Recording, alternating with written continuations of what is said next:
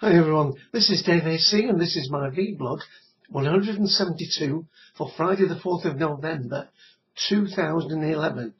Podcasts, adventures, tech and wine, all in under 15 minutes, wine at the end. And although I've got adventures, I've got tech, I've got podcasts, and of course I've got the wine, I haven't got a DVD or music again today, but we have certainly got enough information to fit in that time slot that we have available. So let's get on with it, David. Well, the only podcast I'm going to talk about today is the Cooked and Collected podcast. We do that, of course, every Sunday, and the Sunday that's just gone was the day before Halloween. So we did a episode called Ghosts and Other Hauntings. That was episode 123 of the Cooked and Collected, and that, of course, is now on the iTunes feed, or you can go to cookdem.com or many of the podcasting sites to listen to it, and indeed to our own TalkShoe page, and that's TalkShoe ID 54821. And a day or so ago, that's the middle of the week, we put up another of our commentaries. Remember, at the moment, we're leaving Doctor Who with our commentaries, and we're covering Life on Mars. This is the UK version of Life on Mars. We're doing series 1 at the moment. There are 8 episodes, and the episode that went up this last day or so is episode 3 of Life on Mars. Hope you give that a listen, and as always, as a commentary, you can also check it out at zarban.com. This coming Sunday, that will be the 6th of November, we're doing, and it's a rather complicated title, so let me just read it out for you. Black and white, CinemaScope, 3D or IMAX. It's the story that counts. So we may well talk mainly about the story, but it is possible that we will split it into 2 parts. One of the things that's happened in cinema over the last 20, 30, 40 years is that they've seen their prime challenger to movies as being the TV in your living room. First with the little small black and white sets, then colour, then big flat screen TVs, and each time the cinema world has had to innovate to get the viewers back into the cinema, with 3D and CinemaScope and so on. But for all that, even today, it's the story that decides whether a film is a mammoth success or not. So that's what we will be debating. And that, by the way, because this Sunday the States will have gone back into winter time, it means we will be back with our usual 5-hour difference between America and the UK. So the show will be on TalkShoe ID 54821 at 2 p.m. Eastern Standard Time, and that equates to 7 p.m. GMT here in the UK. And of course, depending on where you are in the world, just remember that there's that time change in America this weekend. Although I believe there are 2 states, Arizona and Hawaii, that don't change their they don't alter between winter and summertime. Okay, before we go on to adventures and wines, let's talk a little bit of tech.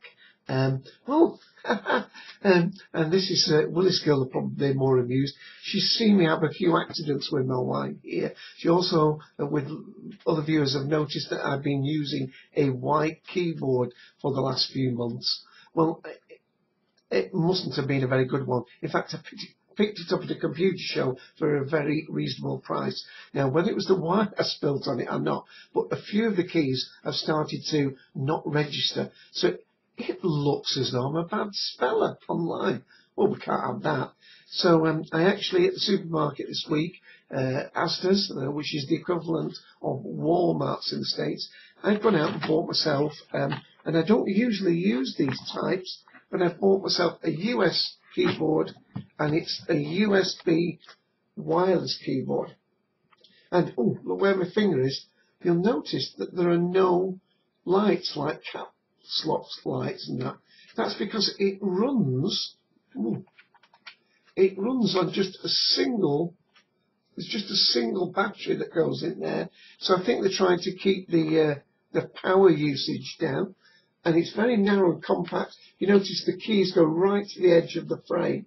But it sits very comfortably here. And of course, with the USB wireless comes a normal USB mouse.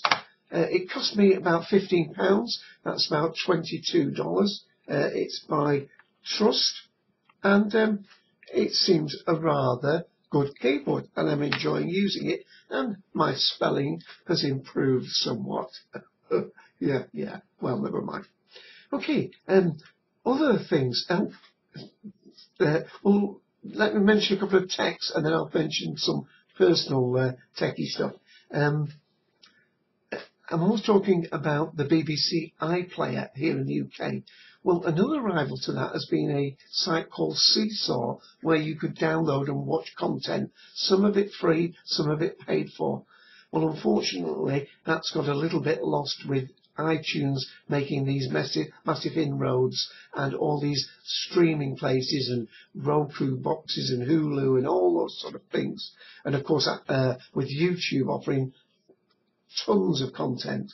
Well, apparently Seesaw has now folded, so that is a little bit sad, and it's especially sad because it actually, in the UK, the BBC, ITV Channel 4 and Channel 5 are still working on, I think it was called Project Canvas or something. It's had a few different names.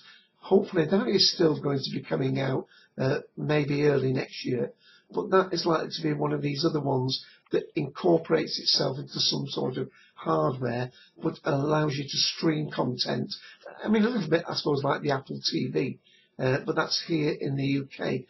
It just shows you that, you know, things do move, and there are sites that were, you know, very, very big, and then suddenly 6 months later, they're either superseded or they just get brushed aside by other content. So I'm afraid that's a sad demise for the site called Seesaw. And you know, I'll mention this last tech one first before I tell my little story, and that is when my son has got an iPad, not the newest iPad, but it has developed a fault in that it's got a black line running across the screen where a row of pixels seem to have failed. So between us, we were trying to look out and find out whether it could be repaired or it was an exchange job or whatever. And I was also listening to a podcast called the PC Pro podcast, and they mentioned this site that I hadn't heard of before, but it's been around since 2005, and that is called www.tuaw.com, and it stands for the unofficial Apple. Let me get the right, and I'll get it wrong, won't I? It's the unofficial Apple weblog. And a great little site if you're interested in Apple. And I noticed one of the great pages it has here is daily update for, and it's an actual, like a podcast, daily update. Let's see if we can just give a little bit of a listen to the start of it. This is the latest one. Just loading the content now.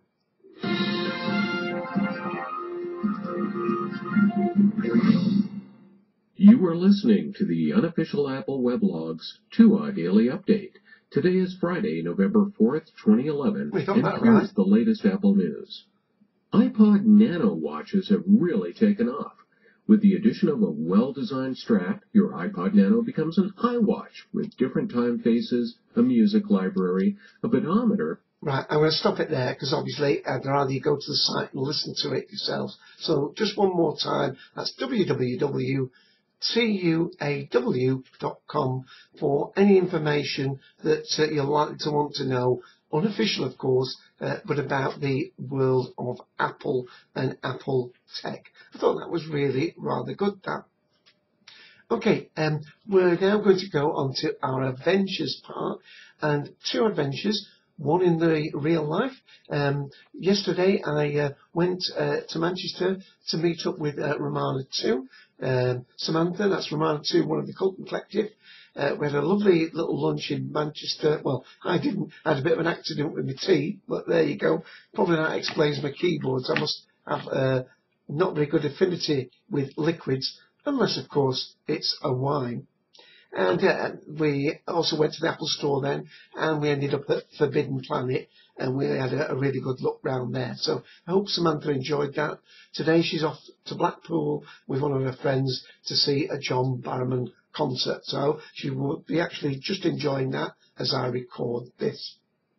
But another adventure, it's the 4th of November here in the UK, the day before Bonfire Night, the Gunpowder Plot. Although you might have heard the odd noise in the background because some people are having their fireworks and bonfires tonight. But the BBC just recently has released the most recent adventure, there's the link, of Doctor Who, and it's based on the Gunpowder Plot.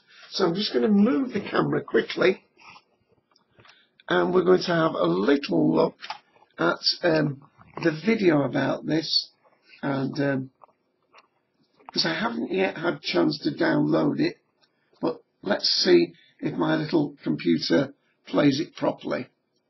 Hear ye! The Gunpowder Plot is coming! It's kind of Guy Fawkes and Bonfire Night with aliens.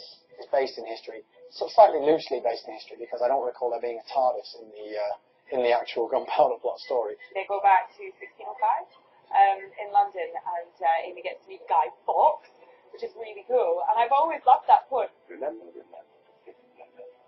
gunpowder trees and stuff. 41 kegs of powder installed in the underground. People notice stuff, all sorts of stuff, odd stuff, strange stuff. The adventure games are, well, they're free. I'm Chris Johnson, and I play Barnaby in the Gunpowder Plot. Oh, brilliant, it's an adventure game, you know. Some of the previous book. You can play Amy, Rory, and the Doctor, and you can download them from the BBC website. You get to go on Doctor Adventures. Yeah, they're cool. 10 o'clock. Ah, they are cool. And when he said, let me move the camera quickly, when Matt Smith said they are free, of course they are free for people in the UK. I don't know whether they're yet available, but soon they will be available from iTunes at a small fee. So that's the latest in the Doctor Who adventure series, the Gunpowder Plot. And I believe for teachers, they're giving out packs to help get people, or young people should I say, interested in the history behind that story. So that's good.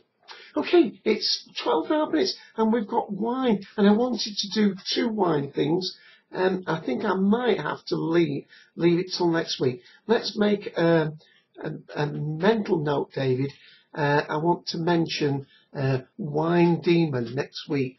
We'll do that next week because I think I ought to go to the wine. Now, the wine is not a new bottle tonight. Well, it's a new bottle for this show, but it's not a bottle I just opened. I actually opened it 2 nights ago. Last night I happened to be at the pub, so didn't drink any of it. So you'll see that the bottle is more than half empty. But there it is. It's Yellowwood Mountain Shiraz, wine of South Africa. Right, focus that, freeze frame. Packed with ripe blackberry and plum notes and a hint of spice, a rich bold South African Shiraz, perfect with beef dishes on a Sunday roast, 13.5%, and look at the year, 2011. Of course, because it's from the Southern Hemisphere, South Africa, Australia, New Zealand, 2011 wines are already in the shops. From the Northern Hemisphere, there are no 2011 wines yet available.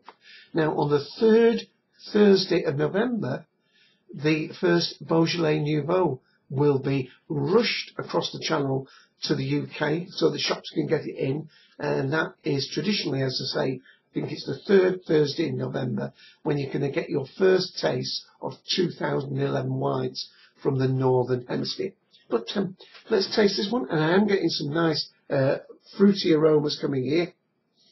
Yes, it's actually, as I say, opened 2 days ago, so it's certainly mellowed, and we're still getting quite a lot of fruit off it.